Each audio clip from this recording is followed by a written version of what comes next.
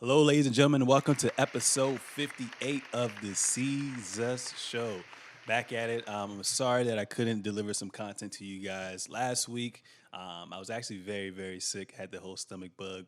Don't want to get too much into that, but I'm healthy right now and back and better than ever. So it's great. Headband C is in the building right now. So before I recap you guys on last week's episode, I just want to introduce one of my very early guests from early on in the podcast. We were just making jokes about how I used to be with my boy Wrestling, who produced the beat for everything for the Caesar show. The intro, how we used to go to his tight ass room, and we had one mic sharing and going back and forth, and sometimes it would make a little the dungeon. You know what I'm saying? It was bad, but humble beginnings, and just continue to be blessed. But without further ado, ladies and gentlemen, make some noise for my boy Wave, aka the Hood Woj. How you living, man? Doing good, man. It's good to be here. It's been a while, and it also took us a while to get this setup going. Yeah. We've been trying to link for a while, but I've been good.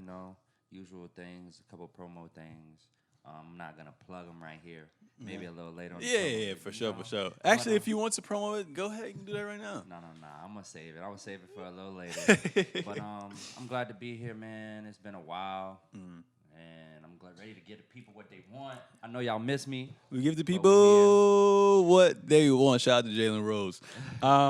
So just to recap, you guys, on episode 58, Trey was up here, the co-host. And basically we talked about a couple things, Kawhi and PG's Clipper introduction. Had fun with that. The fact that LeBron James got no votes from execs, coaches, for best player in the NBA, which was stupid.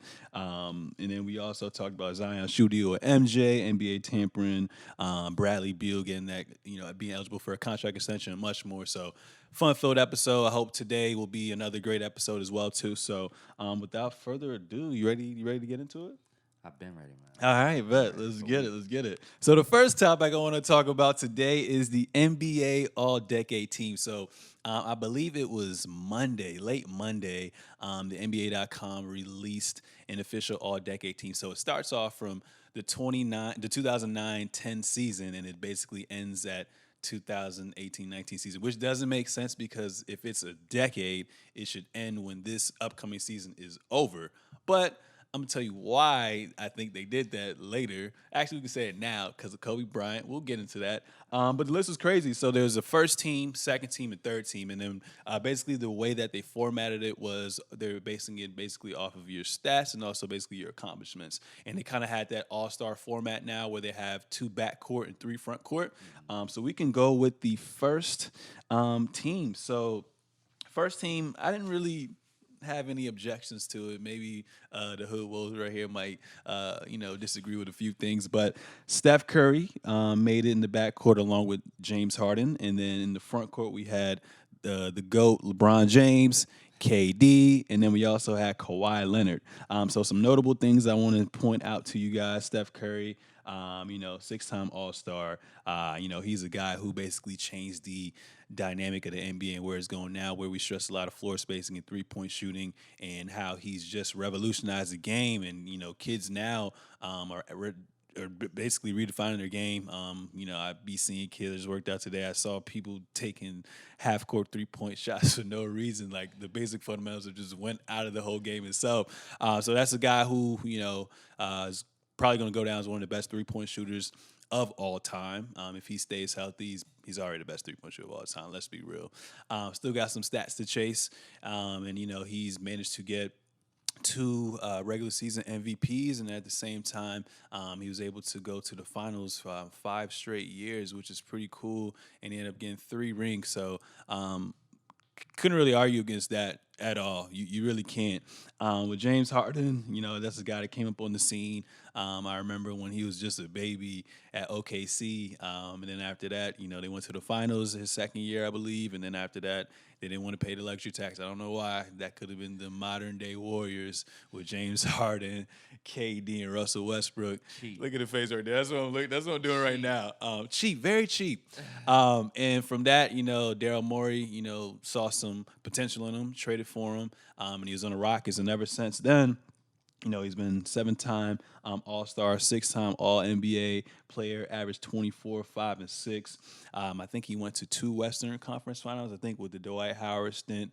And, with Chris Paul, obviously it kind of sucks that, you run into such a dynamic team like the Warriors, so it's kind of hard to get to the finals. But he's been doing some things that we've never seen. He's arguably probably one of the best scorers that we've seen, like besides KD in this decade. And with him, that step back is crazy. He's probably the best at going to the line as well too. And I really love his game. And then Hardest player to guard right now. hardest player to guard right now. But in the playoff time, it's another story. You get to have 2 weeks to game plan for someone. And then we got KD. KD, you can't really. I don't really have to talk about his resume for real. For real, one of the best pure scorers ever, and also best pure scorer this decade. 10-time All Star, 9-time All NBA, averaged 28, 7, and 4 in his sleep. Went to the finals, 4 times now? First, 1 time OKC, 3 times with the Warriors. 1-time regular season MVP, I think multiple time scoring champion. And also, he beat LeBron James twice, 2 times in the finals, 2 times finals MVP. So much respect to him. Kawhi Leonard, which is a tough one. I feel like out of all of them, it's kind of spooky. Yeah. This is a guy who came to the scene same year as Clay. I think he came in 2011, I believe, or 2011. 3-time All-Star, 3-time All-NBA, 2-time Defensive Player of the Year, 2-time Finals MVP, runner-up for regular season MVP as well too, and just relentless. So props to him. His averages are a little lower than everyone else, but he was molded under San Antonio, so he couldn't. He wasn't like a LeBron James. Like looking at all these players aside from James Harden, those first 2 years, he wasn't able to be that go-to guy. He had to basically earn that, and Tim Duncan, Manu Ginobili, Tony Parker, they were still towards the end of their prime, so basically they had to wait till they got too old, and then they started to incorporate him more. And he's self-made, but I think one of the reasons why he's actually on this list was because the fact that he won a Finals MVP in 2 different teams as well too. And like I said, he's been the best, arguably best two-way player for the last couple of years, and one of the best perimeter defenders as well too. And then say the best for last, LeBron James. 10-time All-Star, 10-time All-NBA, average 27, 8, and 8. Just the best player of our generation. How many straight finals appearances? 8?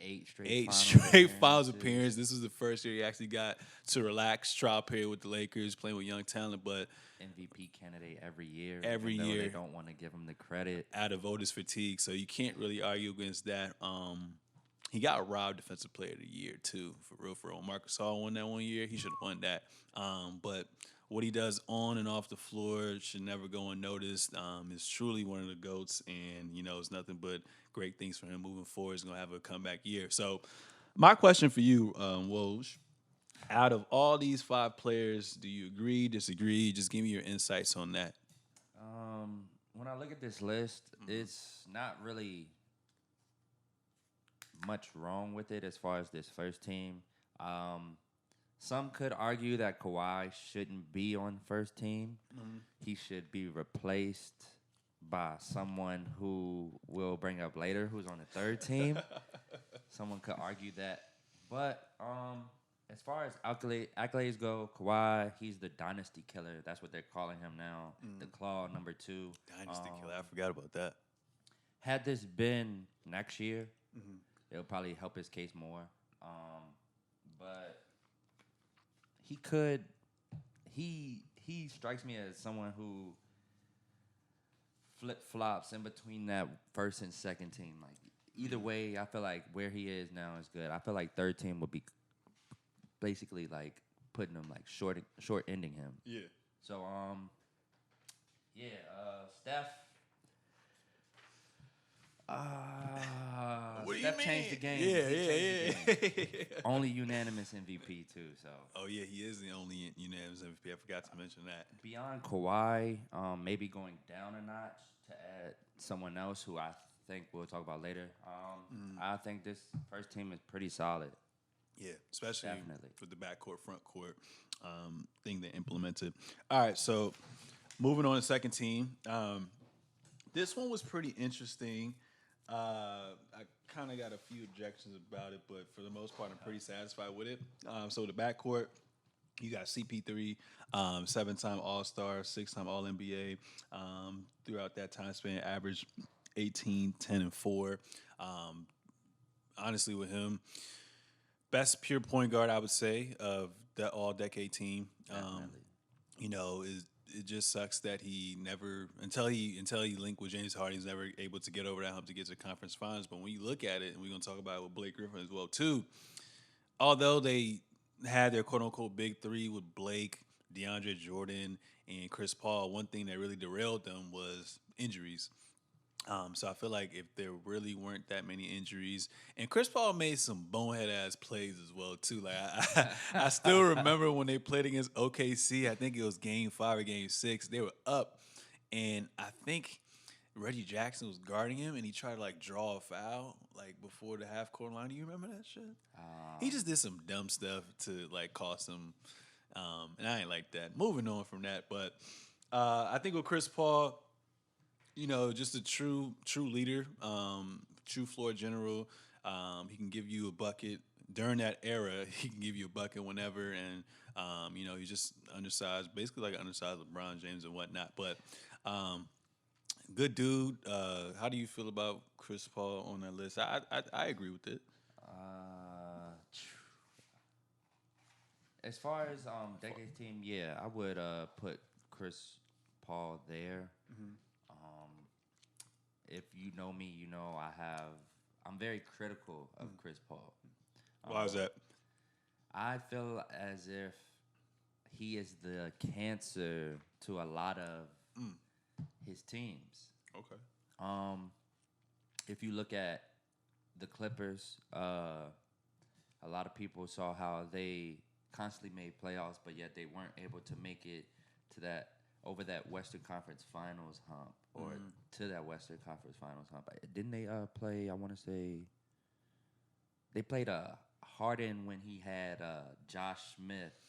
That's when Harden was getting benched. They lost to a Harden when he had a Josh Smith. I think Chris Paul's attitude They has were 3-1. 3-1.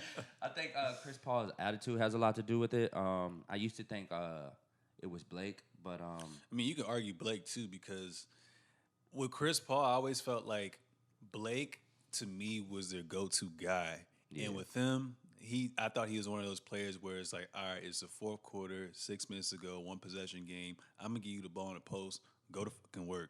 And I felt like with Blake, that was one thing that he lacked was that go-to move or just that dog mentality when it mattered the most because Chris Paul couldn't do all on his own.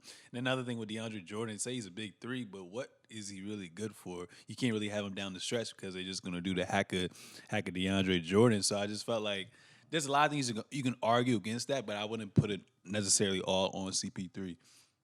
Yeah, as far as the Clippers, you can't put it all on CP3. That is the truth. But I look at him as coming into that. He was the vet. Yeah. He was the person who was getting the biggest money.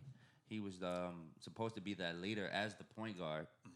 And I just feel like he dropped the ball in multiple ways as far as like attitude, the way he goes about the game. I've heard that as far as reffing and officiating, I heard he's one of the hardest person to deal with officiating because even though he is a pure point guard and one of the best basketball minds still playing today, he also can run off at the mouth a lot. He's very defiant from what I heard with officials. He will argue with them. You think that rubs off on the team too? It definitely. Even with his current, well, not his current, but his most recent situation with the Rockets and Harden. Yeah. I feel as if the speculation about Harden and CP3 not seeing eye to eye was total like BS.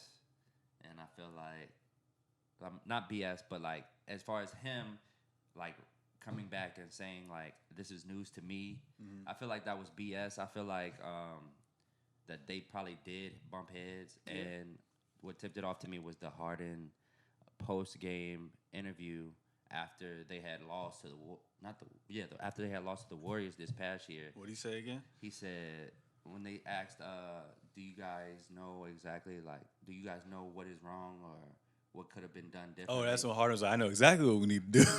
Harden had to look. He said, "I know Get him exactly outta here. what we need to do." And I feel like getting rid of Chris Paul was a part of that. They just didn't see eye to eye like they thought they would. And I argued about this in a couple of podcasts ago, like when he actually got traded.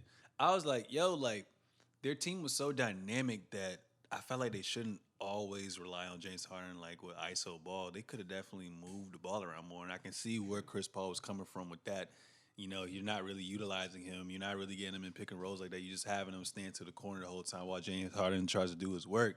I felt like if they would have changed some things up, they could have definitely beat the Warriors, especially without KD. But we'll save that topic for another day. Moving on from that, Russell Westbrook was not mad about this at all. I'm sorry. I didn't mean to cut you off. Oh, go ahead. Despite my feelings towards Chris Paul, I do feel that he deserves to be on this second team. Bet. Yeah. So moving on, Russell Westbrook definitely, without a doubt, deserves second team. I'm not even gonna argue against this.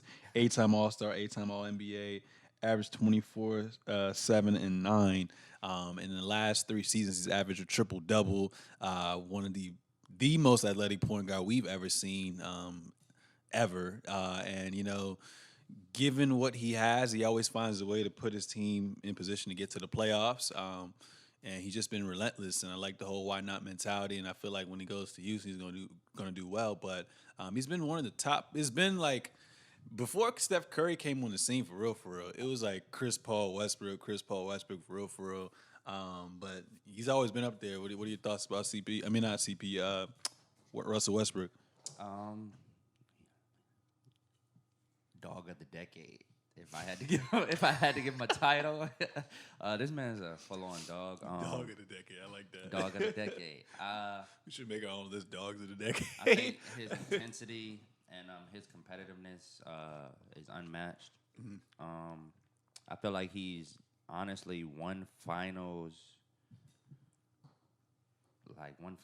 appearance, or not even appearance. Wrong word. I would say he's one ring away from being first team. Honestly, if I feel like he made it to the finals and won the finals, I feel as if that he could be put ahead of Steph Curry. Yeah. But yeah, I like Russ at this number 2, the second team. As far as stats go, yeah, he's number 2. He's OD. He He's is number 2. OD. God, I hate Steph because Russ definitely deserves this first team. Steph came out of nowhere, bro. And it's crazy, too. It's like, what if KD never went to the Warriors? Would Steph be on first team? Russ may be right there. Exactly. If KD never went there, Russ will probably have a championship, at least go to the finals. But that's just how the game works, man. Moving from that, as far as the front court, Anthony Davis made second team. 6 All-Stars, 3 All-NBAs, averaged 24, 11, and 2. 2 playoff appearances. How do you feel about that? I mean, he's been dominant. I would say the only thing with him is probably just his health and the fact that New Orleans never really took the time to build around him, which kind of, diminished what he was trying to accomplish, kind of like in that KG sense as well, too. But he's been pretty dominant. Top 5 prospect. Yeah. They only built around him 1 year for real. The time they had Rajon Rondo and Boogie. Yeah. Like, that was it. Like, it's just hard. And then they let them both go. And then he just did. And then he's like, yo, I'm about to rock. Once earlier in the season last year, when he changed representation, went to Rich Paul, I was like, yeah, he's getting out of there. Out of there. I already knew what it was too. But how you feel about AD? I mean, I don't really have nothing to say about him. I think he from a talent perspective and his numbers, he deserves it. I was ready to say, I feel like this choice is one of the most straightforward ones. 24 10-2. Probably one of the best big men or most dominant big men since Shaq, damn near. That's what we're looking at. Yeah. But yeah, I think he deserves this completely. Second team. Someone could maybe argue first team, but I think he hasn't seen enough All NBA teams, and his health holds him back a lot. Okay. But Cool. he's heading to that first team though. Oh, if they get a ring with, if you get a ring with the Lakers, definitely, because he's gonna be a part of the next decade team too. He's only 25. Yeah. Yeah, so he's good. Next is Blake Griffin, 6-time All-Star, 5-time All-NBA, averaged 22, 9, and 5 assists in that stint as well too. So this was a freak athlete coming into the NBA. I remember his first year, he didn't even get to play because he blew his ACL out. Came back. And we're I still swear jumping he off the gym. jumping off the gym, jumping over cars. It was just fun to watch him. Lob City was created with him and DeAndre Jordan, Chris Paul leading the way, and I thought that he was one of my favorite players to watch as far as like power forwards. And he's redefined his game ever since as well too. Another thing that derailed him was injuries, but he's kind of in that Chris Paul atmosphere where you have a perfect team built around you. You have all this hype around you. You got the coach you want, and you just underachieving. Like I said, the biggest knock that I had on him was just that dog mentality going into the playoffs when it matters the most. Like, what are you going to do? He showed us glimpses of it because I remember that Spurs-Clippers series. That's probably one of my favorite first-round series like of all time this decade when they won 7 games. Yeah, and then Chris Paul hit that wild shot over Tim Duncan. That crazy. I was like, yo, pump, yeah, bro. I was like, yo, this is their year. Once they beat the Spurs, I was like, yo, this is their year to win the whole thing, underachieve. But what Blake's done for the game has been pretty good. I'm not really opposed to it. I mean, you can probably say you can probably switch him for another player and put like LaMarcus Aldridge there or something like that. But I'm pretty content with him being on that team. As far as Blake goes, I would. Yeah. Blake, if it was up to me, I personally would put him on the third team. Even though I still feel though that Blake is a underrated player. Yeah.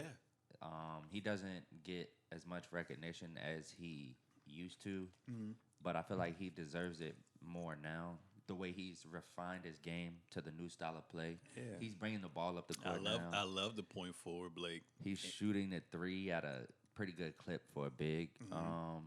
And even now, like, I don't know if you guys have noticed, he has a little handle. It's not Ben Simmons or LeBron, but he has a little something. He got a little something now.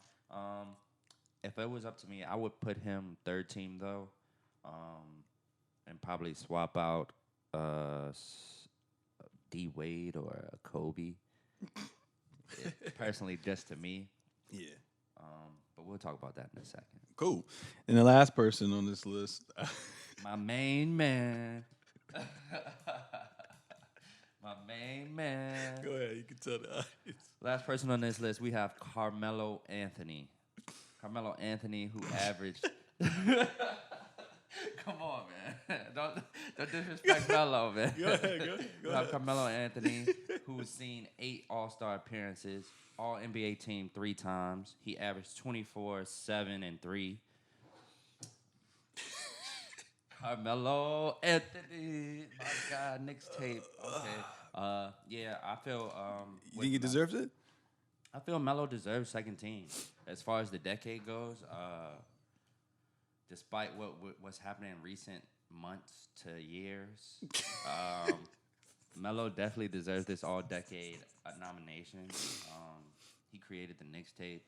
The reason people still cheer for the Knicks nowadays. Yeah, definitely made them relevant.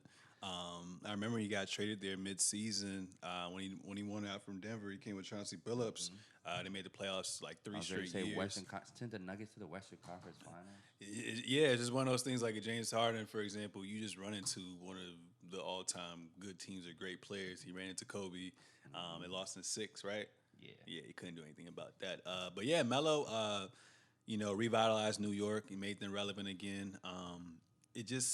it's a tough situation with him because I feel like with how he came up with D Wade and LeBron James, you would think I feel like we should rate him like on their level, but you can't really Yeah. rate him on their level.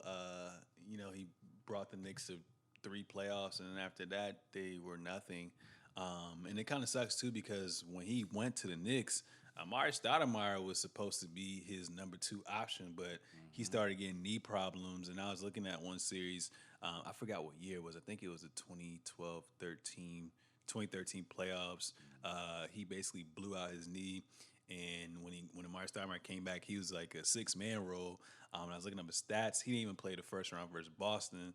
And then when they got to the second round versus Indiana, it was basically Melo or bust. So it kind of sucks because I think he's another case where injuries derailed him. And with his skill set, he's not like a LeBron who can actually like carry a team. He needs that certain system around him and certain players around him as well Right. too. He had a young J.R. Smith, young Amon Shumpert, Tyson Chandler, who was basically kind of being out of his prime. Well, yeah, kind of out of his prime. Who else he have? Larry Field, what? Landry Fields. Landry Fields, like, Tyson Chandler. Yeah, Chauncey Billups bounced by that time. Amon Shumpert. He had a Jason Kidd for 1 year, I want to say. Yeah, I think he had Jason Kidd for 1 year, and then He had Jeremy Lin Sanity. Yeah, Lin Sanity, but He ain't have shit. he didn't really have nothing. And I felt like his loyal. See, that's why a lot of like Damian Lillard and CJ McCollum be talking about like loyalty and all that. Like, nah, bro. Like, if I don't see the front office making initiatives to get me that talent I want and the coach I want, then why am I going to commit to you? Shame on you, New York. Shame on you. Definitely. You wasted my man's Melo's last good prime year. And another thing too, I feel like Phil Jackson kind of like diminished not his talent, but his overall name around that as well too. Yeah. And that's another thing you can point to as well. And Phil Jackson really going to try to add Derrick Rose, who came off hella injuries. Phil Jackson tried to Joakim implement the Noah. triangle. And then hire Jeff Hornacek. The triangle. What year was that? Like 2000 what? So the year before he went to OKC. 16 was it? 20, so 15, 16? 2016, 17 season. God. No, 2015, 16 season. The triangle. The triangle? Oh. It don't make sense, man, but Melo, you earn my respect. I was looking at your highlights the other day. He was a savage, bro. Bro, one of the best scorers of our generation. One of the best scorers. So props to you, my guy. Now we go to the third team. Pretty interesting list. D Wade, who was 8-time All-Star during that stint. I think there's an asterisk by, so 7-time All-Star, 8 because of the farewell tour. 4-time All-NBA, averaged 5 and 5. I put him up there too because he was one of the catalysts of that little mini dynasty that Miami had. And even when LeBron James left to go back to Cleveland, he still took it upon himself, even with Chris Bosh's health situation, to carry that team. Still went to the playoffs and gave you some vintage D Wade. I remember that series against Charlotte first round. It was crazy. And then when they almost beat the Raptors, they were about to get to the Eastern Conference Finals to face the Cavs. D Wade, man, he there's nothing really to say. His resume speaks for himself. And I give him a lot of props to molding LeBron James into the leader he is now as well too. And I feel like without D Wade, there would be no 3-time champion in LeBron James as well too. But what are your thoughts about D Wade? Do you think he deserves the NBA All-Third Team? Do not think he deserves third team. I could possibly swap, like I said, I would swap D Wade with a Blake Griffin. I mean, if we had to stay with positions, then of course he could stay where he is because I feel as if. So what is making you not want him? Like, what makes him not deserve to be on that All-Third Team? Like, what about his game? Or like, what? Well, if we look at it, this is the decade's team. 2009 is when he started. Well, when we start looking at this, 2009. How many? Season? Yeah, 2009, 2010 season. He's had what? 2 championships since then. 2 championships, 4 straight finals appearances. And then 2009-10 season, I think he was OD with the stats. I think that it was either that. I think it was that. Was it that year that he arguably could have been an MVP candidate, but Yeah, not that much. but they gave it to LeBron, I want to say. Yeah, he gave it to LeBron. Yeah, I feel as if he's had all the right things going for him. Even when LeBron James left Miami, he stayed there and he was averaging, I want to say 22, 20, 23. like about 23. I thought it was like 21, but as you said, 23 points, and that's just ridiculous. Like I feel as if you can't put D Wade, who's a certified Hall of Famer legend, who practically made a lot of the first half of this decade that we're looking at, and then put Blake Griffin on second team. I feel like that's disrespect. I mean, yeah, but at the same time, they're doing backcourt, front court too. I'm also looking at the overall of D Wade being a Hall of Famer and where he is now and everything. So, out of respect, I would have put him ahead of Blake. Okay, well, one thing I can say, if he's not deserving of that, what you can do is swap him out for another backcourt player, and who I'd swap him out for, if I had to, probably Damian Lillard.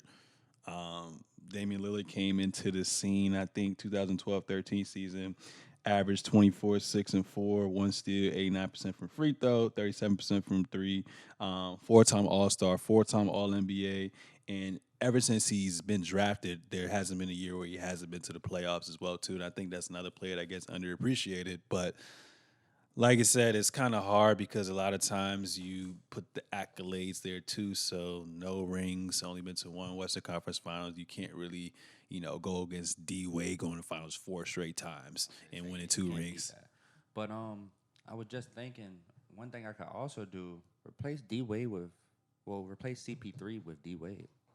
What has CP3 done more than D Wade in the last decade? So put CP3 third team and D Wade second team. And D Wade second team. I like that. I actually would like that way more. It would make me not cringe looking at this. Yeah. Okay. Yeah. Cool. And then moving on from there, you got Kobe Bean Bryant, who was a 7-time All-Star, 4-time All-NBA, and during that stint averaged 25, 5, and 5. So this was like the biggest thing going on NBA Twitter, just all over social media.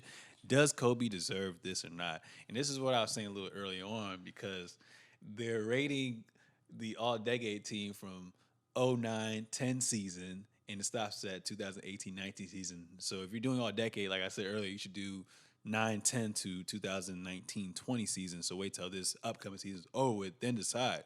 But I think they want to make it relevant.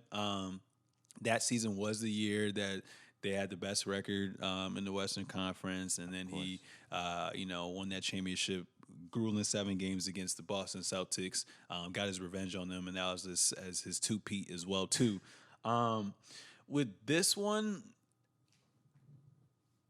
I don't know, because it's like, I love Kobe. He's one of my favorite players, but I don't think he should have been on the third team, because after that year was over with, like, that's when he started to become he didn't really necessarily start to become diminished. I think he still had 2 pretty good years. Yeah. Because I remember, I think they get like mollywopped by the whatchamacallit, OKC. OKC. Right? OKC took him out. OKC took him out. And then after that, all the way. Was that when he snapped his Achilles? Was that, I think that may have 2012? So 2009-10 he won the ring. 11-12 was 10-11 was Dallas. So I think OKC beat them, and then OKC lost to Dallas or the Spurs in the playoffs. Didn't Kobe lose to Dallas? Did Kobe lose to Dallas? Dallas did beat the Lakers. Yeah. Okay. Kobe so lost to Dallas. OKC lost to the Lakers, and then Kobe lost to Dallas. And then the next year was when OKC came. They had their coming out party and beat the Lakers. They went through everybody. But after that, that's when Kobe I think Mike D'Antoni came to the Lakers, and I think Dwight came. Old Steve Nash Steve came. Nash, yeah. Kobe was still carrying that team. Like I remember they had a losing record. Then he was like, "Yo, fuck this. I'm not gonna be on no minute restriction." Homie just went stupid. Like I was like, "Wow, how are you 35 years old and still getting up like this?" Will this team to the playoffs? And it sucks. The last couple of games, I think they actually played the Warriors, which is kind of ironic because it was kind of like a passing his Passing of his torch. torch, yeah. He snapped his Achilles, and then he wasn't even able to. He got his team to the playoffs, but he wasn't even able to play. I remember the Spurs swept them in the first round. Dwight couldn't even give you one game. Soft. Couldn't give you one game. My favorite Kobe quote.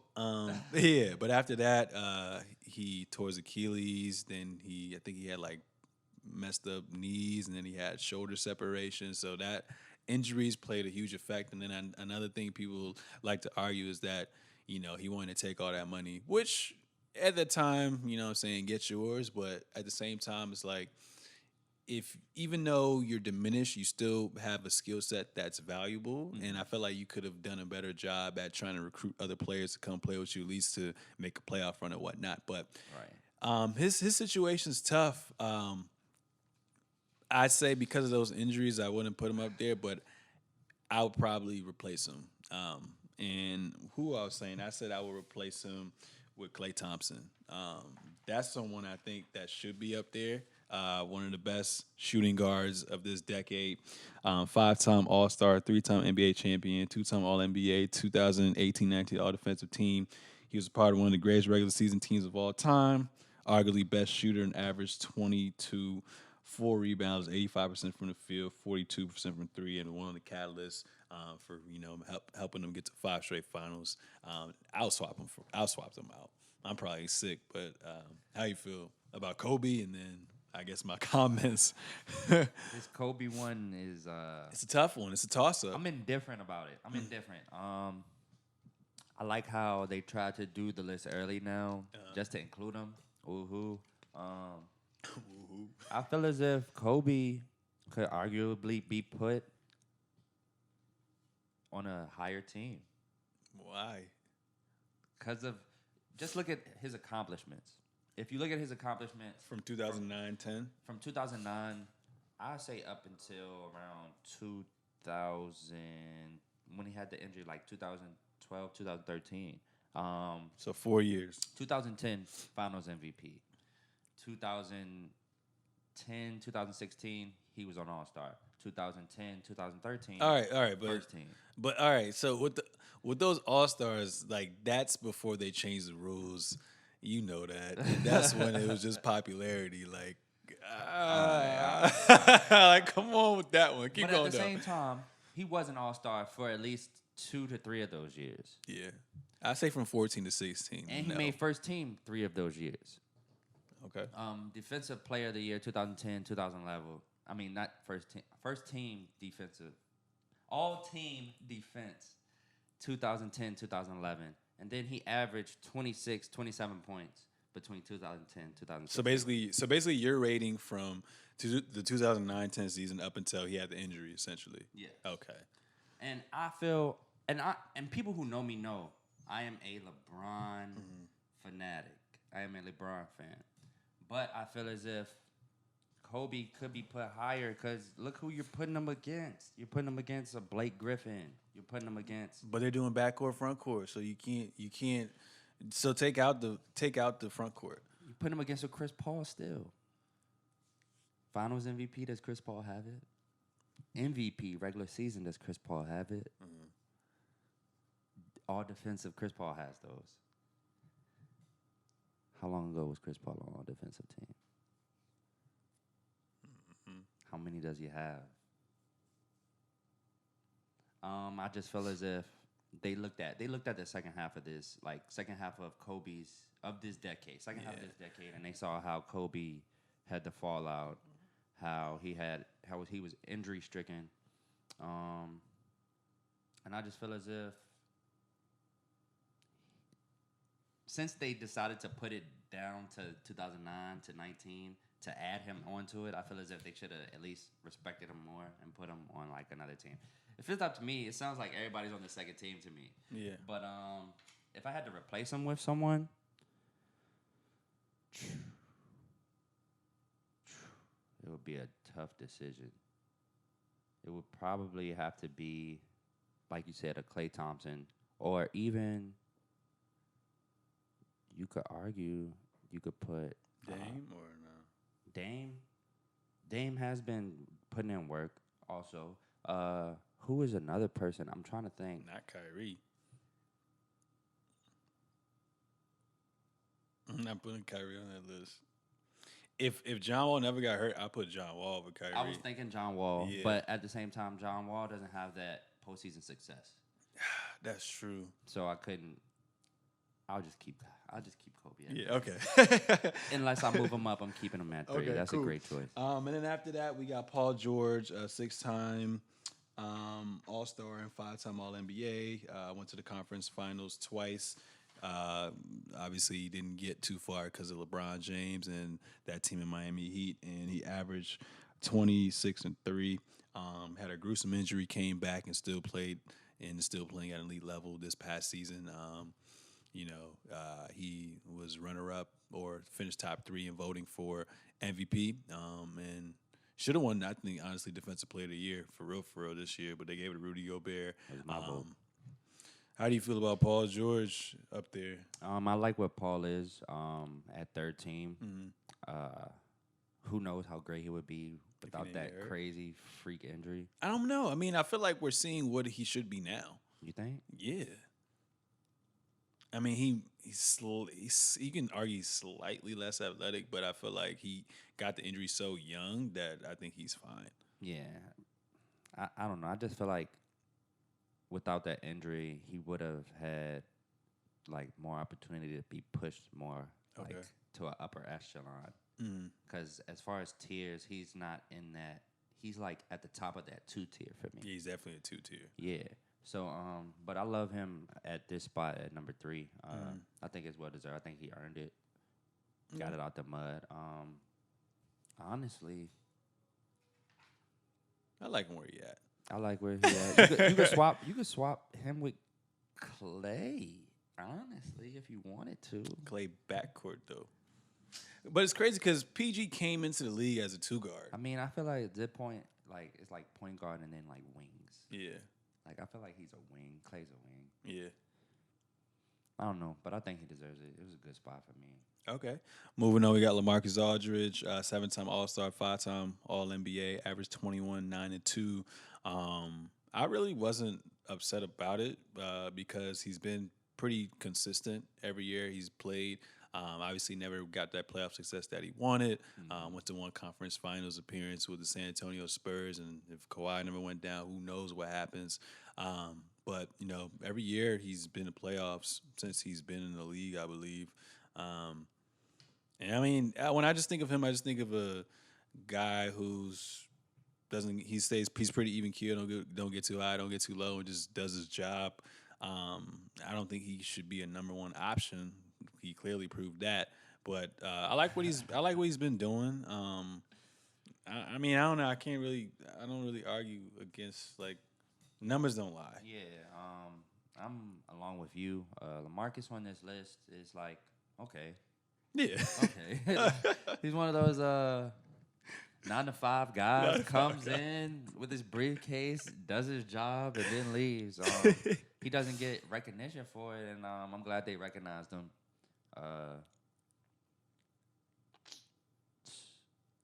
These last two people, could be like switches for me. I would switch them with Dirk. Dirk. I was thinking Dirk too, and I had those stats up there too. I was like, I might swap him. So Dirk, Finals MVP. He actually beat LeBron James, that team, which was crazy. I didn't think that was going to happen. So yeah, he dethroned the first all-decade super team in the Miami Heat with LeBron, Bosh, and Wade. 6 All-Star selections, 6 playoff appearances. During that stint, averaged 18, 6, and 2, 89% from the free throw line, 38% from 3, 47% field goal percentage. And you can kind of argue with Kobe as well too. Those last 3 years, He's battling a little nagging injuries, and he started to get a reduced role. But Right. yeah, I wouldn't be mad if you swapped him with LaMarcus Aldridge for real. Yeah. But yeah, no complaints. No complaints. I have no feelings towards LaMarcus being on it. Go Literally. Spurs, go. And then this one's interesting too. Giannis, 3-time All-Star and 3-time All-NBA, averaged 19, 8, and 4. I don't think he should be up there. He hasn't really proved anything yet. Now, he's been improving these last 3 seasons. Obviously, he was an MVP. I think that's one of the reasons why, because he was an MVP. But D Rose is an MVP too this decade. But God, with forgot him, about my man D Rose. if he never got hurt, you probably would have been on first team. But yeah, Giannis, I just feel like his body of work really hasn't spoken for himself yet, and I feel like he's barely scratched the surface. And I don't know. Honestly, I might be wilding. I said if I had to replace him, just as an all-around type of player, I may put Draymond Green there. And I said that in group message, y'all like, yo, you're sick. Draymond Green, even though his numbers are kind of average 9 points, 7 rebounds, 5 assists, 1 block, 1 steal. I think without him, there would be no Golden State Warriors. I feel like you can argue that he's probably this decade the greatest point forward of this decade, and one of the top defenders and leaders of this era as well too. And I feel like he's one of the main reasons why small ball is a thing as well too. And obviously with the Warriors' success, he's done some great things. 3-time All-Star, obviously 3-time champ, 5-time All-Defensive Team, 2-time All-NBA. He led the league in steals in 2016-17 season. And like I said, 5 straight finals appearances. But it sucks because he has a different role, but I just feel like what he did for the game and how he changed small ball, and his tenacity, his fiercefulness, you could argue he can be swapped there too, but that's a tough one too. I just feel like with Giannis, like although he's been putting in that work, he hasn't been here for that long of a time, and he hasn't really done anything. But anything you want to add to that? I agree with you. I don't think Giannis has been off the porch long enough to deserve this decade's team nomination for 3. I feel as if we could keep LaMarcus now, and we could replace Giannis with Dirk. Dirk, yeah, okay, yeah, and that would definitely make me feel a lot better about this 3rd-team list. I also feel as if at what point do you give like Dwight some credit in any of this? I mean, this decade? That's the thing. No. At the end of his, if we look, all right, yeah, I guess with him, it's the same as Kobe though. Like, what has Dwight done this decade though? Not this decade, all right, but like the beginning of this decade, Dwight was still a force. Yeah, it's basically he was still a force. That's all. Once he got once he got traded to the Lakers, that. And what I'm saying is, if we're able to look at Giannis for the last 3 years, we could look at Dwight for the first 3 years. You feel what I'm saying? So you can argue that with D Rose when he's not on. D Rose as well, exactly. Yeah. But I was just speaking Dwight because, like you said, front and back. Okay. Hell, I could even put Boogie. You know what I'm saying? Because despite being shitty, Marc Gasol, Zebo, not Zebo. Marc Gasol, that was a great choice though. Yeah, I didn't even think of that. Actually, Marc Gasol was actually tough. He was putting in work. I mean, truthfully, you could put Powell up here. That's the thing. So his last good year was the year they went to conference finals with the Spurs. You're still putting in work that year. Yeah. But yeah, I just felt as if it's a little premature for Giannis, but he's definitely gonna be, if not first, maybe 2nd team next decade's list. I feel as if definitely. For sure, definitely. Moving on, next topic, the Rich Paul. Whoa, what's up? Draymond Green. I'm just gonna let you live on that one. Go ahead. Yeah, for sure. We good. So moving on, the Rich Paul rule. So 1 year ago, the NCAA announced that college basketball players testing the NBA draft waters will be able to seek the guidance of an agent without losing their eligibility. So this past Tuesday, the NCAA issued a memo which fine-tuned the restrictions around which agents athletes are allowed to hire. So basically, they put new rules in hand, and what the rules are saying is an underclassman can work with the agent and retain his eligibility. So an underclassman who is working with an agent, let me see, retains his eligibility should be able can decide to return to a school provided. So basically, they changed the requirements for an agent. To work with a college athlete who wants to go to the NBA, who's testing the waters essentially. So now they changed the restrictions. You have to have a bachelor's degree. You have to be certified by the NBA Players Association for the last 3 years. You have to pass an in-person exam administered at the NCAA National Office in Indianapolis. And that's blasphemy.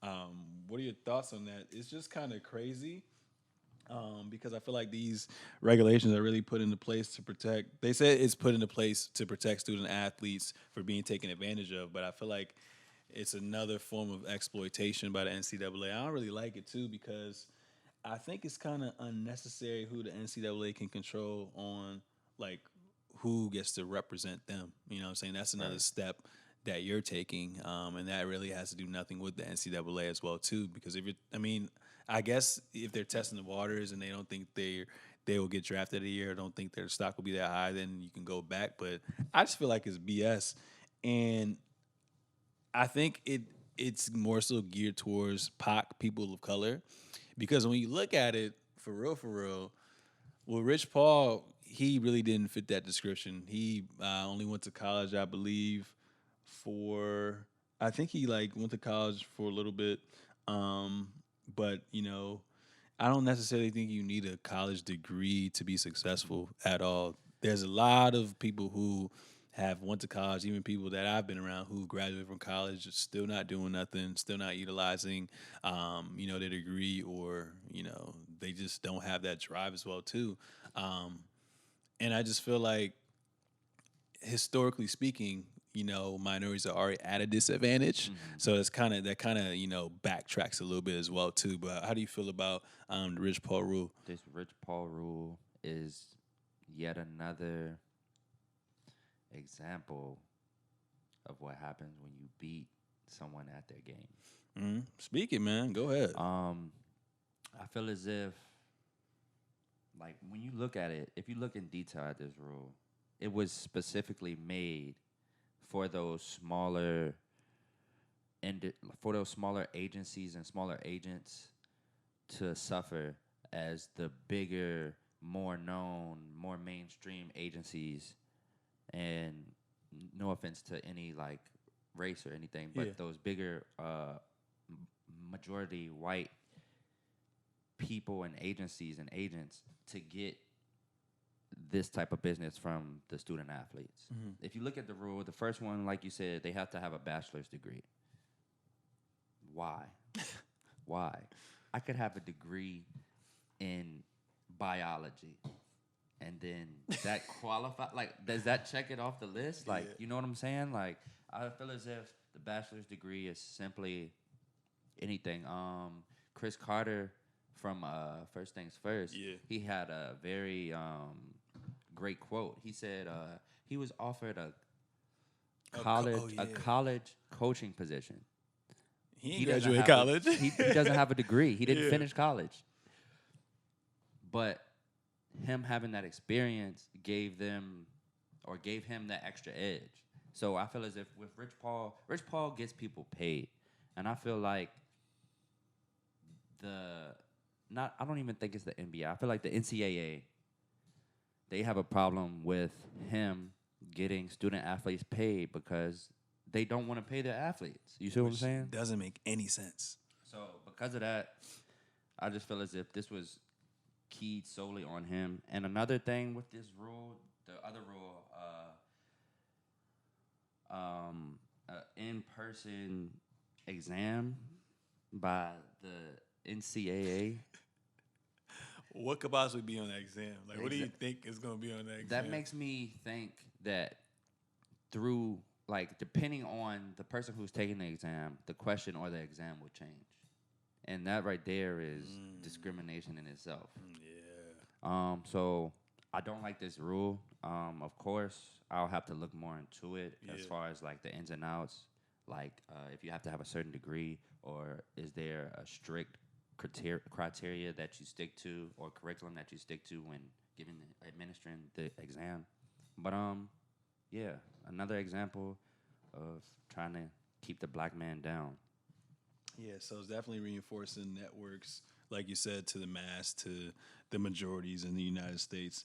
And it just sucks too because like college is expensive. Exactly. College is very expensive. Not everyone, you know, can afford that. So, you know, that just puts people at a disadvantage, which It's just another scam we which, can talk which about. just doesn't make sense. But we'll see what's good with that. I think Rich Paul is still going to find a loophole around it. Yeah. So, you know, even though he's not qualified to do that, he can still hire like a little intern or hire someone basically, and then or have like a little puppet for him. So hire that person, and they can get in touch with these upcoming players who want to test the waters. And if they sign to that agency, you can reel them in. You know what I'm saying, and I transfer them over. So never even thought about yeah, that. so you can work around a loophole with that. So And like I feel as if not to diminish the what's the word I'm looking for? Not to diminish how profound a degree is, or diminish the hard work of others, but I feel like he can get a degree from somewhere for fairly easy. yeah, Nowadays they give celebrities degrees for anything. yeah. But I feel as if I guess it's just the principle too. yeah, it's the principle. It's definitely the principle. But I feel as if, like you said, he's gonna beat it. He's gonna find some way to get past it. He's been outsmarting them so far. Yeah. And he's just gonna continue to do it. He playing chess while y'all playing checkers. Facts. Next topic, CJ McCollum was on the Woj podcast, and he was basically talking about, you know, their past success in the playoffs, this offseason, Team USA, Kawhi, these free agent signings, all the good stuff. So basically, they were talking about Team USA and, you know, people just dropping out out of nowhere. So some notable quotes. He said their decision didn't affect me. I was thinking about me. I was thinking about the Portland Trailblazers and my family. I think that other guys looked at it like, why would I want to go potentially be the face of what could be a losing roster because all these other superstars dropped out, or the workload part. If we all played, the workload is less. 20, 25 minutes, you're getting blowouts, whatever, you're moving on. A lot of guys don't play. Your minutes might go up, your usage might go up, and that affects your summer as you head into March when that crash comes. Guys got to start, you know, worrying about that in March, April. So, biggest takeaway from that is like, why do you think? Do you agree? I mean, I feel like, I guess my question is like, why do you think people are dropping out? And one of the things I think is just because of the timing, because I think the the tournament or whatever, I think that starts like a couple weeks before training camp, and the fact that they had to travel a lot does take a toll on his body. And another thing is there's no more super team, so the league is wide open, and you're only getting paid for your actual NBA team that you're attached to. You know, I don't think you're really getting that much of an incentive being on Team USA. So I feel like a lot of players are like, yo, why risk my health and whatnot, you know, when I think I have a shot to win a championship or at least contend for a title this year. Any thoughts you have on that? First off, I just want to say I feel like CJ's a very well-spoken guy, man. Oh, yeah. Do you ever listen to his podcast? I do. Pull up podcast? Occasionally, yeah. It's dope. I was ready to say I feel like he's well-spoken, and he usually has like a good idea of like the consensus around the league. You know, I feel as if it was big. What was big was health factors for a lot of people. Of course, AD health factor with this big season. Like you said, is wide open. This big season coming up. Paul George and Kawhi, the load management. Yeah. You got to keep that in mind. Also, with this USA and this FIBA stuff, in the last decade, or more so the last 5 years, it's been more about building like young talent because the U.S. is good. Like we're like one of the top teams every year, if not the top team, for basketball. Easily. So it's not really, like you said, much motivation as far as like getting paid. Maybe, of course, like vets who've been there before, they got their medals, or they've had their experience. So it's like, why waste my time? Not time, but why waste my good, not energy. Well, you could say energy, but why waste my health on playing for free, essentially, when it's majority for the experience. Yeah.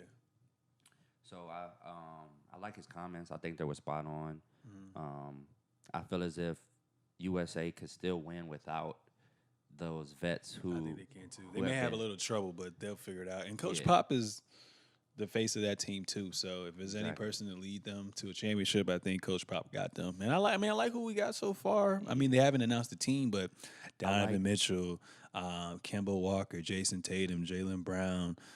They got some pretty good players right now. I was ready to say, I like that how they go about it now, and like they get people to try out, and how they welcome the young talent more.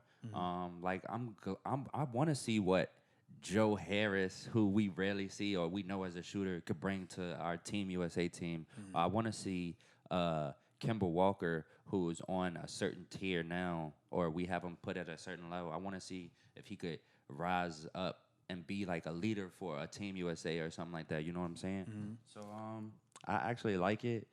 I'll still end up watching it. I was just about to say that, like a lot of people, I feel like the views are gonna go down because we don't have these superstars. But I'm an NBA fan, so I was ready to say, I want to see them eat. True NBA and basketball fans, or even just USA fans, Yeah. will watch the World Cup, Olympics. But I feel as if it was a great decision by the vets to step down. And another thing too is CJ was talking about. He was like, "Yo, like, why would I have to go on this? Like, why would I? Even though I got invited, like you said, you still got to try out. But the fact that all these other superstars dropped out, like James Harden, Anthony Davis, LeBron James, et cetera, Kawhi Leonard, they're like, yo, so if I make this team and I play this year, because this year's just to qualify for the World Cup, next year World Cup comes around." I don't have a guaranteed spot because what if these superstars want to come back? You're not gonna go. If Kawhi says he wants to play, you're gonna let him play. If Paul George says he wants to play, Russell Westbrook, they're gonna get that spot. Exactly. So he was like, yo, it's kind of irrelevant. That's the truth. So I mean, we're gonna see.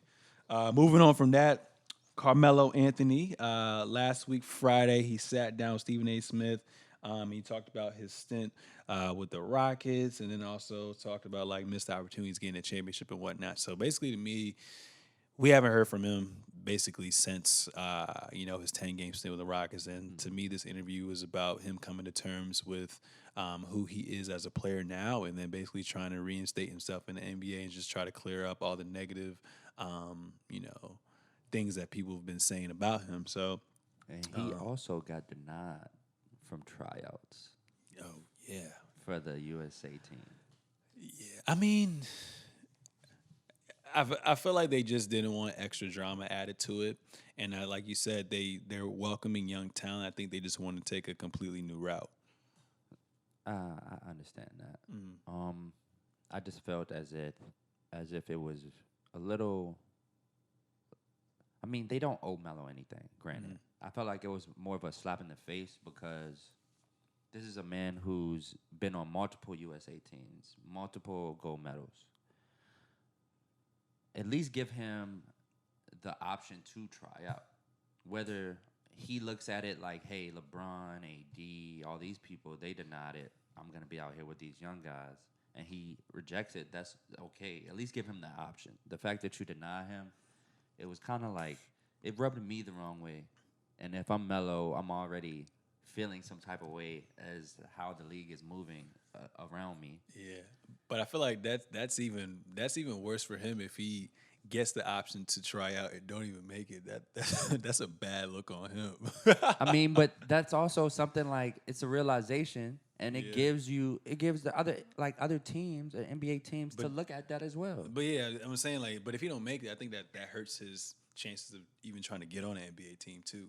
I mean, at this point, like it's either you gotta show us something at this point. You know what I'm saying? And that would have gave them at least at the tryouts. If he did try out, it would have gave other teams like a Lakers, a Bucks, a Clippers, a Nets who need someone to come in for like KD or something. To see him and see like what he has to offer. See if he has changed his game a little bit. See if there's something different. See if he's more aggressive on the defensive end. You know what I'm saying? Okay. Just give them double-edged sword. Yeah, give him that chance to prove himself, all or nothing type chance. You know what I'm saying? Okay, I like that then. And that's the only reason I felt like that was kind of disrespectful. So he had 10 games still with the Rockets. And basically after that 10th game, game 11, they were supposed to go to San Antonio to go play against the Spurs. And he said he was in his hotel about to get ready. And then basically Daryl Morey reached out to him, and he basically said that they're going to release him and that his services are no longer needed. He basically said he accepted, already coming off the bench, even though he didn't want to. Then he contacted Harden and CP3, and basically they said they knew nothing about it, had a heart-to-heart with CP3, and basically he was saying that it was deeper than basketball. Do you think that his stint with the Rockets was deeper than basketball?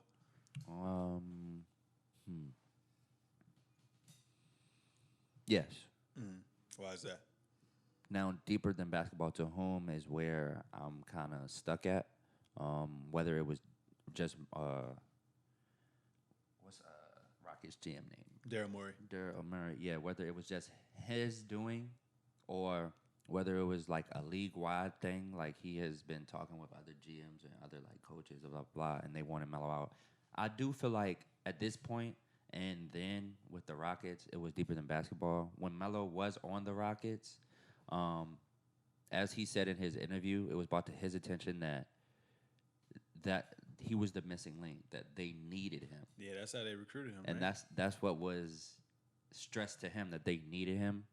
And if that was the case, like I feel like with that and with trust and everything, it's a line of communication you have to have.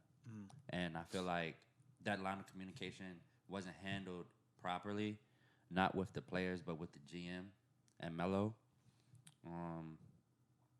I feel as if like he was averaging, I want to say like 15 points, I want to say like I could look it, but he was averaging like 15 points. He was averaging about three assists and like I want to say like 5 rebounds while he was playing with the Rockets. Yeah. So, and that from a player who you want to come off the bench is ridiculous. Yeah. Like that's enough to be 14-5. 14-5. That was enough. That's enough to what? Make any bench at that point, I think. It just don't make no sense. Like, there's 450 players in the NBA, and for the most part, you on each team during regular season, you play 9 and 10, maybe 11 players. And then you don't even let them dress out. Yeah, it's definitely bigger than basketball. If you don't even let him finish off his 10-day and then tell him to his face as a man, your services are no longer needed. Like your 10-day is up. That we don't want you no more. But instead, you call him while he's in San Antonio to tell him over the phone. It's something going on there, and he still doesn't have a job, and he's not worse than 300 people playing in the league. Like, I get players like a Kyle Korver or 3-point specialist or Vince Carter. Like, what? Like, it just don't make no sense. I feel like, obviously, he's came to terms that he's not a starter anymore. We get that.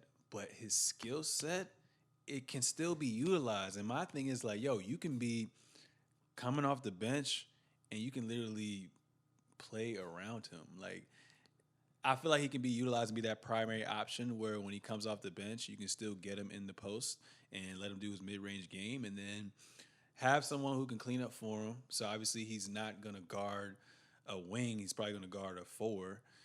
Have a guy behind him, like let's say, for example, a Capella who can clean up after him, and then just surround him with shooters. I feel like he would thrive like that. Man, listen.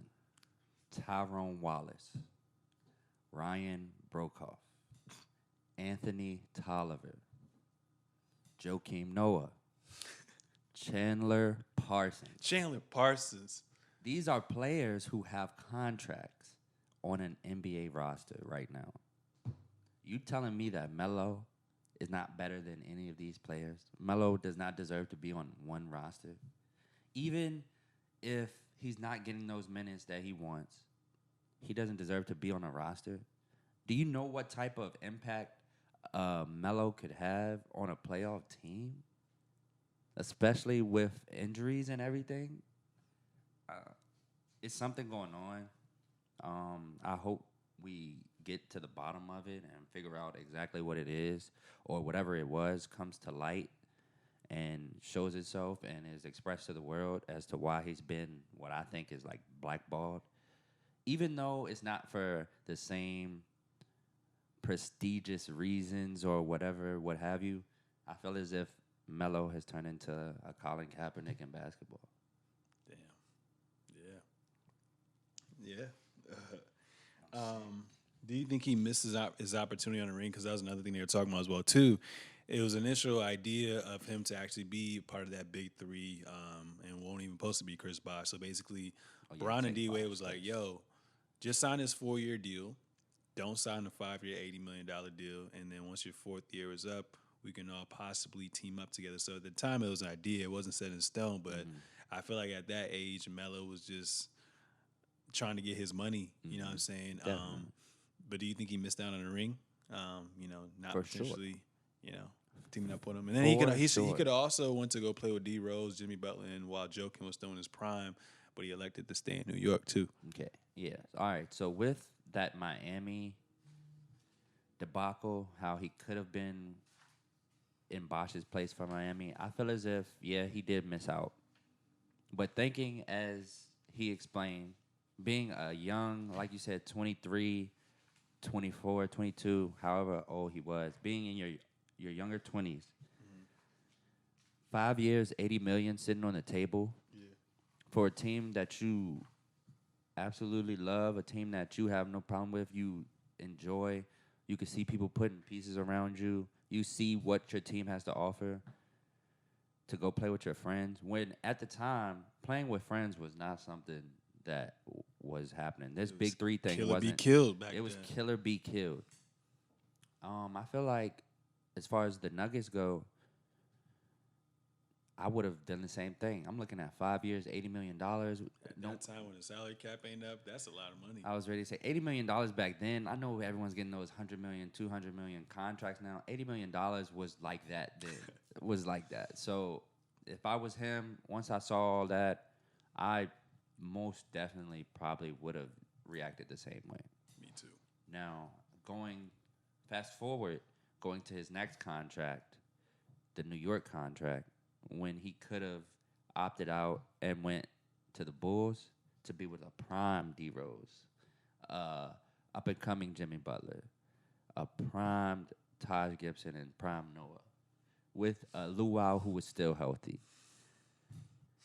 That right there is where Melo disappoints me when I look at him and I'm just out the bread, big dummy, just dumb. He makes, as much as I love Melo, those moments make me look at Melo and I'm like, you deserve this second team. You deserve this third team because you gave up a chance to play with a great defensive-minded team in their prime with a superstar when you were a offensive juggernaut.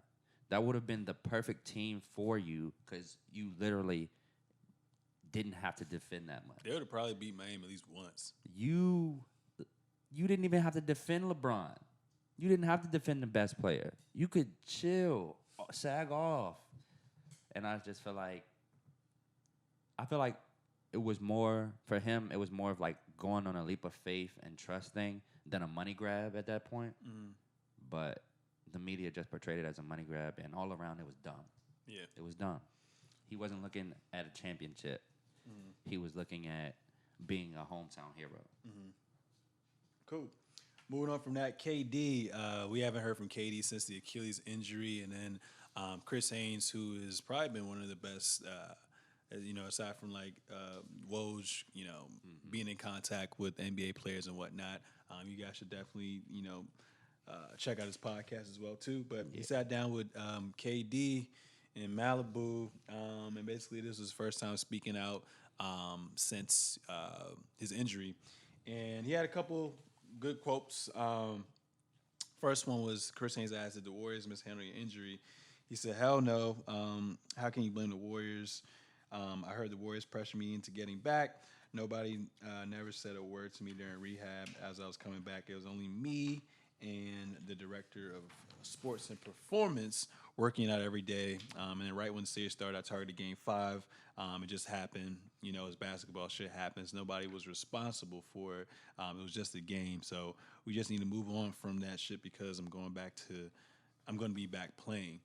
Do you think that he was pressured? Um, I think at the end of the day,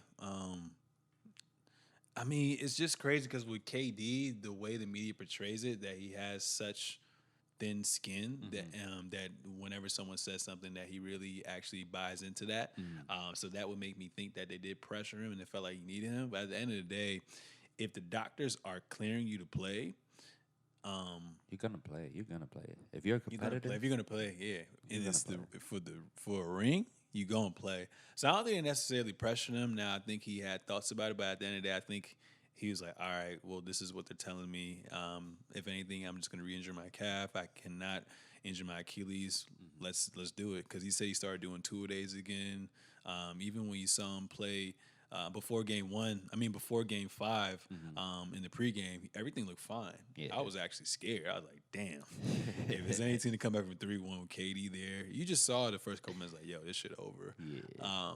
But I don't think I don't think he was pressure. I think people asked how he was doing and do you think he's gonna come back? But I think it was more so trusting his body and the people around him, and just that willpower to come out there and compete.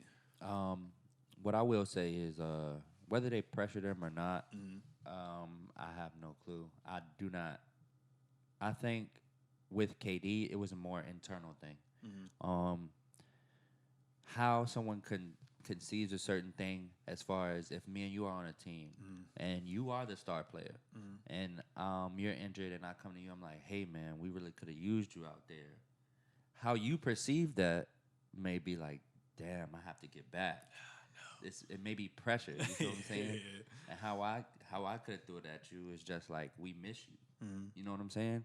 So I feel like with KD, and like you said, the media portrays him as a thin-skinned person. I feel like he was taking everyone's words every day, and even though he probably, I feel as if basketball players don't really watch Sports Center and all the analyst things as You'd much. be surprised. Some But of them with be KD, I feel as if he does watch and he listens everything. and he He had a burner analyzes. account. And he analyzes everything. So I feel as if That's not good for your mental health, B. at all. So I feel like with that targeting that game five, regardless of what happened, whether the doctors told him no, you can't be cleared, regardless of people pressuring him like, hey, come back before. Yeah. When he came back that game five, he was gonna come back whether he was at 20% or 100%. Yeah, and he said too in the extras, I'm not going to really quote it, but he said he was targeting game five the whole entire time. So Exactly. he pretty much made up his mind that he was going to,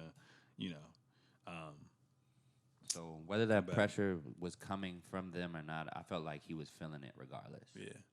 So props to him. I think he's going to come back great. Is he going to, do you think he's going to come back 100% or the KD that we know of? I think he may, if anything, just lose a step defensively, but the way his offensive package is, he's still putting up those numbers.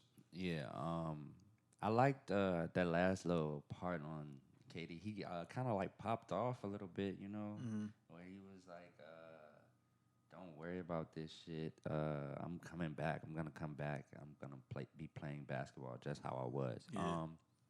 I like how he came with that aggressiveness, that edge, give him some more motivation. Has me kind of hyped, ready to see what he's gonna be like. But I feel like he's gonna come back. I feel like he's gonna take that whole year off. I feel like he should. It's no rush. Him and Kyrie are there for multiple years.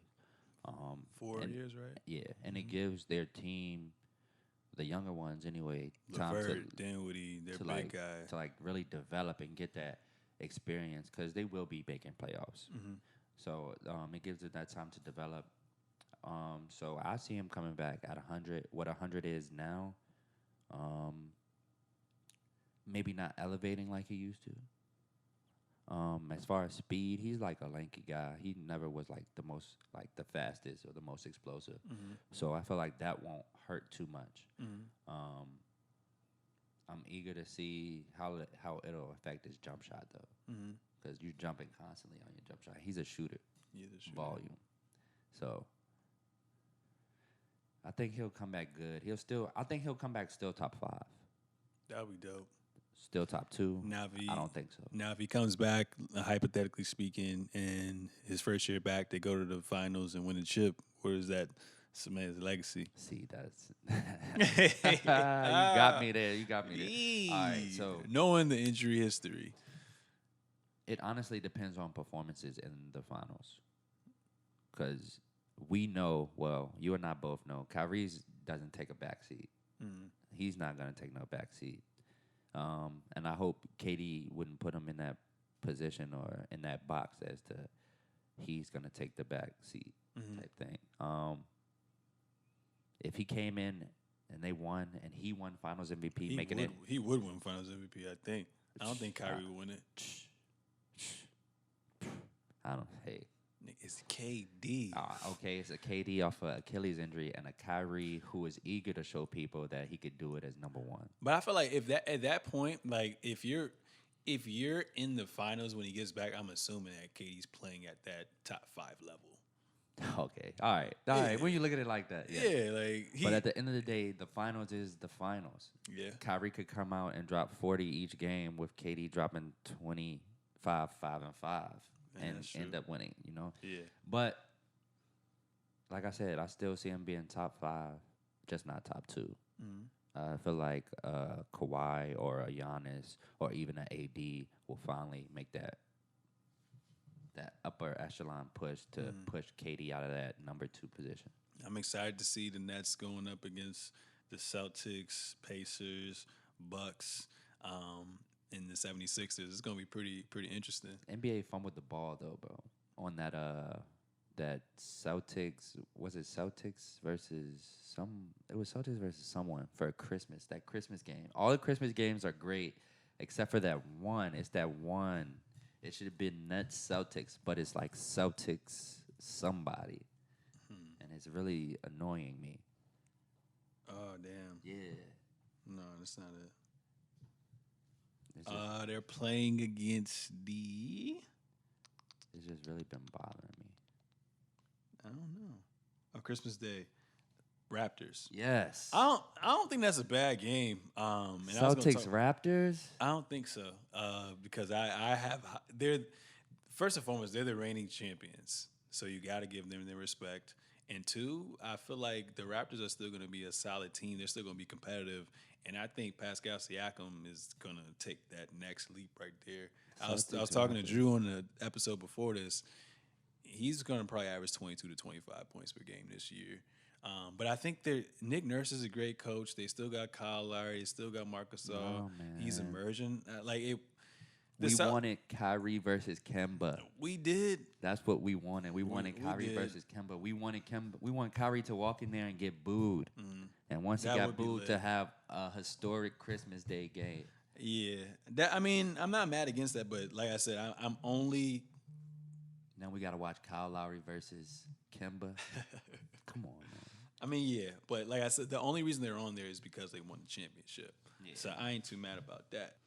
So next thing I want to talk about, just bring up real quick, is the fact that the NBA is going to require every team to have a licensed mental health professional on retainer this year. I love that because I feel like the last couple of years, mental health has been a huge thing. And, with people opening up and expressing their true feelings, that's always been viewed as like a sign of weakness. So I'm excited that, players now in the NBA are going to have that person on standby, and they can walk them or talk them through anything that's going on with them, because there's a lot of things that go unnoticed, and I feel like mental health is just something that we got to tackle, not even as a nation, but just as a society in general. What are your thoughts on all that? Well, first I just want to commend Kevin Love and DeMar DeRozan, because speaking out about mental health issues, especially as a male and even going further as an athlete, it's a big step. I know with athletes, we usually look at them as jocks or someone who's like a figure who is very strong, um, and sometimes they are often the most vulnerable. So the fact that the NBA is moving forward or forward as far as adding a mental health professional and someone who deals with mental health situations onto each team is I feel like very monumental. Yeah. And the results of like how monumental and how like important it is won't like start to reach the surface, and everyone won't start to like see how important that is. But I feel like later on, like as we progress with it, I feel like you'll start to notice how healthy mentally uh, the NBA athletes have become, and how they are able to express what they're going through with other people. For sure, for sure. And the fact that, we have so many role models that we look up to, especially people of color as well too, that's going to make other people go to seek help in regards to mental issues. So I like that a lot too. Of course. Cool. Last thing I want to talk about is Ben Simmons. So Ben Simmons returned to Australia, and when he went there, he went with a couple of his boys at a casino, and he basically felt that he felt singled out. So basically, him and his crew went to Melbourne's Crown Casino, and he posted a video on IG that implied that he had been racially stopped by security. In a sense, he's taken out that video, but basically, he asked in the video why did he and two of his black friends get carded at the casino when he came with one of his white friends who basically didn't get carded, went straight through. So that caused a lot of stir, and he felt like he was discriminated against. And basically, he said that, he's going to do any and everything. So basically, he tweeted, "As you know, an incident happened last night at Crown, and my friend and I felt personally singled out. No one likes to feel like this, and I'm very passionate about equality, and I will always speak up, even if it means having uncomfortable conversations." So to me, I think welcome to the club, buddy. I think this is something you've probably never had to go through. Being biracial, I mean, being the fact that you're biracial, being the fact that you've been an athlete, you get a lot of passes. But Been living in as Australia. African, and the fact that you live in Australia, when you're in the United States, they will constantly remind you of who you are. So Definitely. I'm glad that you got that moment, and I hope from what you take away from what you can take away from this is you're black, and no matter the status you are, you're always going to be viewed as an African American. So hopefully this is a learning lesson that you can, not even a learning lesson. Hopefully this is a lesson that you can reach out to you know reach out to people, and try to make a difference and try to help with this battle against racism for real, for real. Yeah. And also just commend him. Cause I don't know whether he's dealt with it before. Yeah. But I know I'm sure you have. And Oh, I for have, sure, I have for as well. sure. Certain situations like that tend to bring out not the best person in someone. You know what I'm saying? Yeah. And he didn't take any privilege that he has as an athlete. He didn't take anything as far as like he didn't take it in like even though it was a negative situation and what happened to him was not right at all and it was wrong. He took it as a grain of salt. Yeah. He posted his video to make people aware of it and to make people aware of what the Crown Casino was doing. Yeah. But he wasn't irate in the video at all. And he even ended up taking the video down.